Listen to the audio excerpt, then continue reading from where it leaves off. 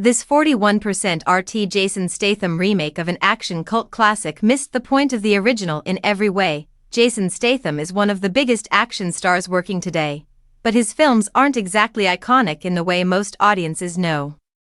This doesn't mean that Statham's action films are bad, but they're so indistinguishable from one another that they often fall through the cracks. One of the very few exceptions to this rule is Death Race, which is one of Statham's only racing films. Additionally, it's a remake of a 50-year-old cult classic, but even though it has the distinction of having weaponized cars and a deadly competition, Death Race is basically just another Statham film. If not for its vehicles and races, Death Race would fail to stand out from the rest of Statham's canon. All this could be blamed on the fact that Death Race misses Death Race 2000's point in every way.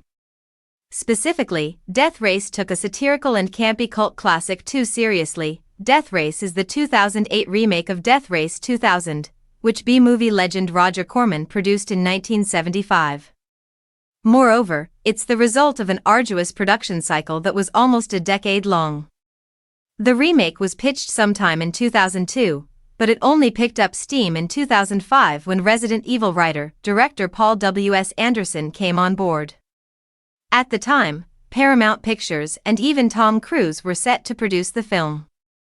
But due to Cruise's fallout with Paramount in 2006, Death Race was sold to Universal Pictures. Moreover, Death Race changed from being a legacy sequel to Death Race 2000, titled Death Race 3000, into a cross between a remake and a prequel. Anderson never properly clarified what Death Race's connection to Death Race 2000 really is, but it can be viewed as an origin story for the original film's world and characters. Additionally, Death Race was initially conceived to be more futuristic than the original.